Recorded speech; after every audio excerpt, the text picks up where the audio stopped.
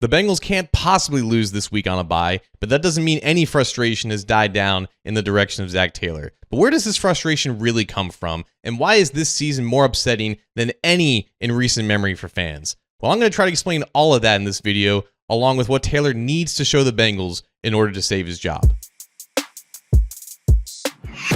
Hi again, Bengals fans. John Sheeran of A to Z Sports Cincinnati here, and I remember what it was like for the Bengals before Zac Taylor took over as head coach. I remember in the 16 years under Marvin Lewis's tenure, the Bengals would always find ways to lose the games that matter. Whether that was primetime games, playoff games, whatever the case may have been. Yeah, they may have made the playoffs for 5 consecutive years in that one stretch, and really half of Marvin Lewis's seasons ended up in a postseason trip, but obviously they didn't do anything in the playoffs. And every time the Bengals had an important game like that, you would always think, how are they going to lose this one? How are they going to blow it? How are they going to fall short? And how are they going to look completely underwhelming based off of expectation? And that was it. That's just how it was. For as much good as Marvin Lewis did for the Bengals, there was always the feeling of just not being able to get over the hump. And I'm thinking about all of this week because this season of Bengals football feels a lot like a Marvin Lewis season. Because not only are the majority of the Bengals' 7 losses very close, very heartbreaking, critical mistakes and critical moments, a lot of them really only come down to just one play. Not only are they very similar like that, they're coming up against the best teams on their schedule. They're coming up in primetime games. They're coming up in what they would call must-win situations. Now, Zac Taylor may have been brought here initially because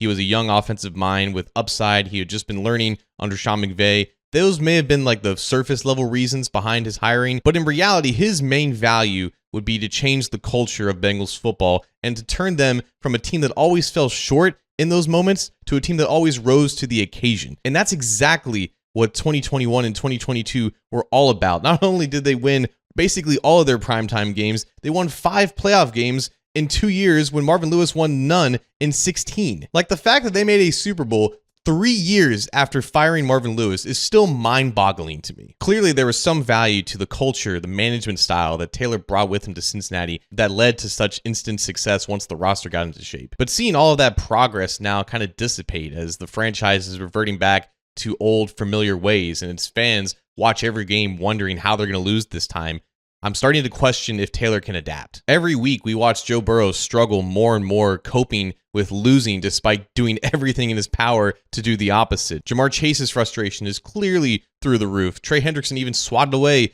Zac Taylor's arm on the sideline after a dispute. The players are clearly frustrated with how things are going, and I don't think that Zac is doing enough on his end to adjust his process. Just saying that everything is fine and the pieces are there and there's no need to make any wholesale changes because every game is coming down to one play, down to one mistake, it's not enough. Taylor got the Bengals to a point where they hadn't been in nearly 30 years because he instilled a belief in the way that he did things. Obviously, having the quarterback and the rest of the roster help, but you can't make it that far without a head coach that everyone believes in. But once that belief runs out, and it looks very obvious that the belief is definitely running out and it's no longer being reciprocated like it was in the peak years, I'm not sure what he can do to get it back without changing course a bit. And that's the real challenge for Zac Taylor. He's always going to be criticized for being Joe Burrow's play caller. He's always going to be criticized for not being aggressive, for not making the right in-game decisions, for in-game management, for everything that we see on the field. He's always going to have that criticism as a head coach. But what can truly save his job, because his seat is red hot right now, whether it's this year or next year, what can truly extend his time in Cincinnati